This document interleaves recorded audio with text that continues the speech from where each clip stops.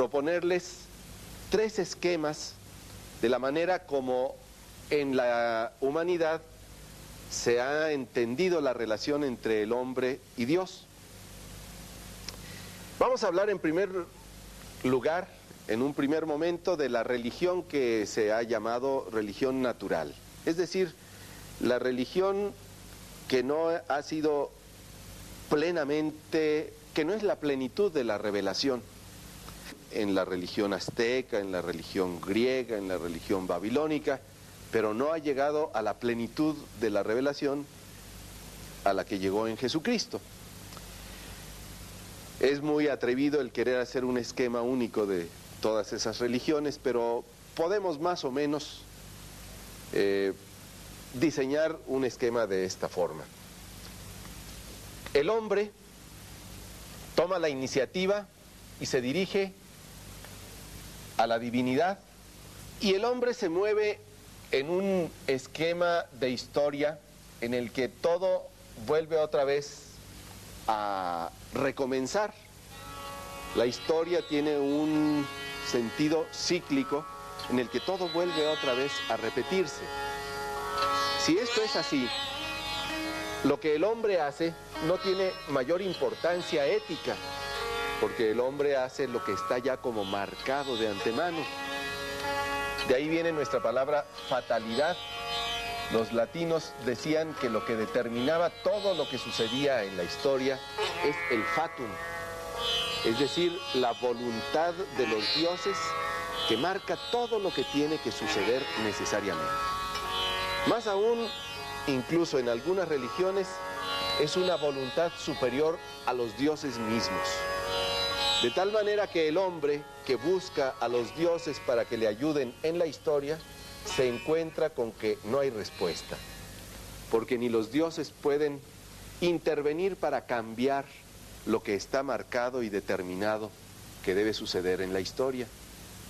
Entonces, en esta búsqueda del hombre a los dioses, a la divinidad, de la que el hombre es el sujeto y la divinidad es objeto, lo único que puede buscar el hombre es, como primera cosa, adivinar qué va a suceder. La adivinación es una de las primeras actividades religiosas para poder estar prevenido ante lo que va a suceder, no para cambiarlo. Entonces se va a ellos a pedirles que revelen el futuro. Es lo que ha quedado todavía como resabio cuando, por ejemplo, se dirigen a los horóscopos para averiguar qué va a suceder en el futuro.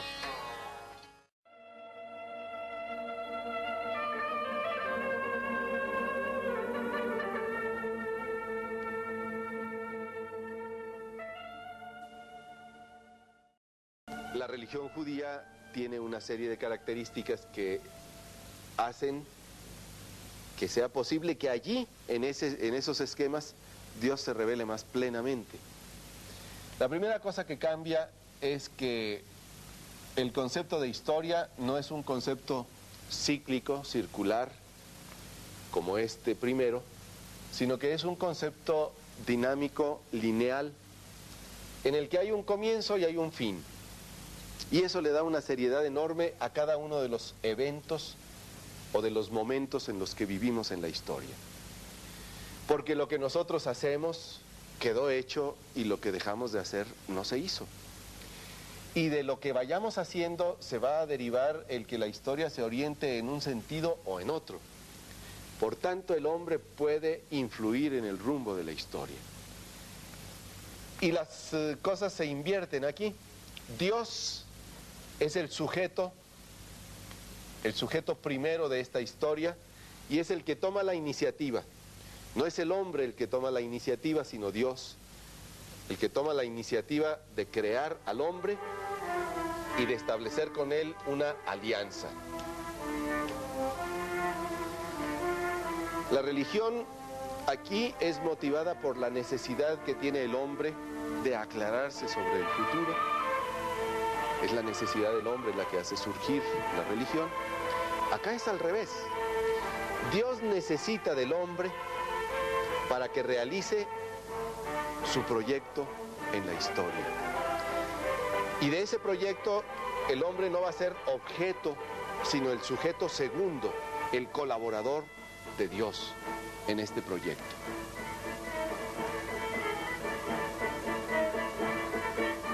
¿Cuál es el proyecto de Dios? Si nosotros nos fijamos en nuestro mundo, en su dimensión material, o en el mundo vegetal o en el mundo animal, vemos que las cosas funcionan muy bien, no hay problemas allí. Los problemas empiezan en el mundo humano. Ahí es donde las cosas no marchan de acuerdo al plan de Dios. Y eso es lo que es el proyecto de Dios. El proyecto de Dios es la reordenación de las relaciones. Eso es todo lo que Dios quiere que suceda en la historia. Las relaciones en 4 niveles: del hombre con Dios, del hombre con el hombre, del hombre con el mundo y del hombre consigo mismo. En este primer momento judío, ¿cómo debe ser la relación del hombre con Dios en un contexto en el que hay pueblos con múltiples dioses? Dios le dice que lo tiene que tratar como el único Señor. No hay otros dioses fuera de Él, y si el hombre se va tras ídolos, el que va a salir perjudicado es el hombre, por buscar fundamento en donde no existe. ¿Cómo debe tratar a los demás? En una doble medida, de acuerdo a si son pueblo de Dios o no son pueblo de Dios, los extranjeros. Se trata de manera distinta a los que son pueblo de Dios y a los que no lo son. ¿El mundo qué es para el judío? Es la tierra propiedad de Dios que la ha prestado para su pueblo, para que todos vivan de los bienes de la tierra. Pero sigue siendo propiedad de Dios, está prestada solamente a los hombres.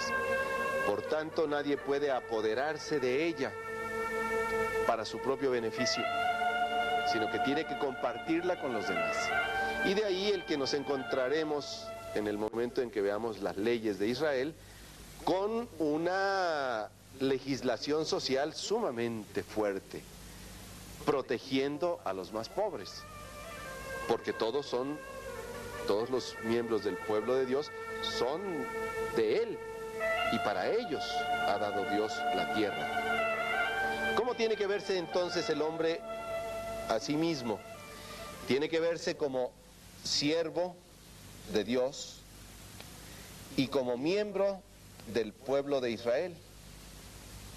No es el centro de los demás, sino que está referido a Dios como su Señor, a los demás como miembros del pueblo. Con esto centra al hombre. No puede haber aquí una mentalidad individualista, egocéntrica, sino que tiene que estar en función de los demás.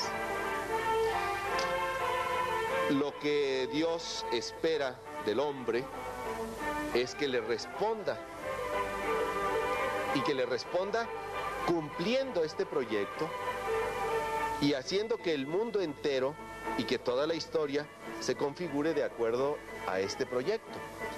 Y esto es lo que va a ser la fe.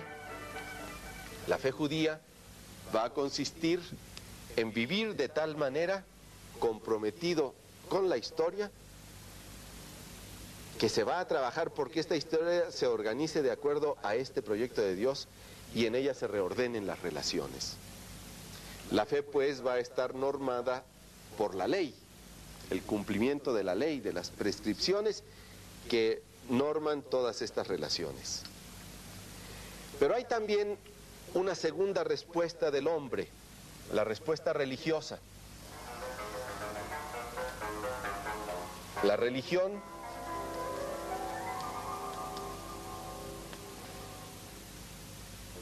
Consiste en una serie de ritos, de símbolos que van a nacer de la fe y que van a confirmar esta fe. Tiene que haber pues una interrelación entre la religión y la fe. Y es toda la vida centrada en torno al templo, los sacrificios, las oraciones,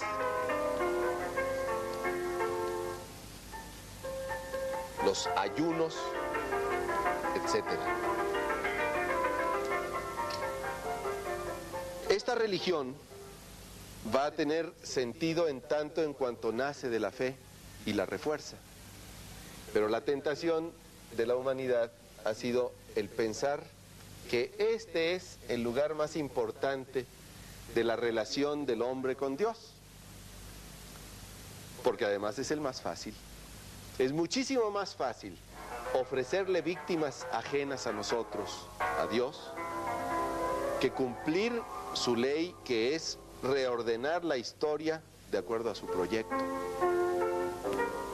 Y esto siempre lo estará cuestionando Dios a través de los profetas, diciendo: ¿a qué me traen tanto víctimas y ofrendas y sacrificios? Estoy harto de todo ese cúmulo de fiestas que han organizado en mi nombre. Lo dice en el capítulo 1 del libro de Isaías, a partir del versículo 10. Y después de rechazar estas actividades religiosas, da la razón. Cuando ustedes extienden las manos, cierro los ojos. Aunque multipliquen las plegarias, no los escucharé, porque sus manos están llenas de sangre. No han cumplido la ley, no han reordenado las relaciones entre ustedes. Y entonces viene la exhortación de Dios: lávense, purifíquense, aparten de mi vista sus malas acciones, dejen de hacer el mal, aprendan a hacer el bien, busquen el derecho, enderecen al oprimido, defiendan al huérfano, protejan a la viuda, y entonces vengan y hablamos. Así que Dios condiciona la relación del hombre con Él a nivel religioso con el cumplimiento de las obras de la ley, es decir, con la expresión de la fe, con cumplir su proyecto en la historia.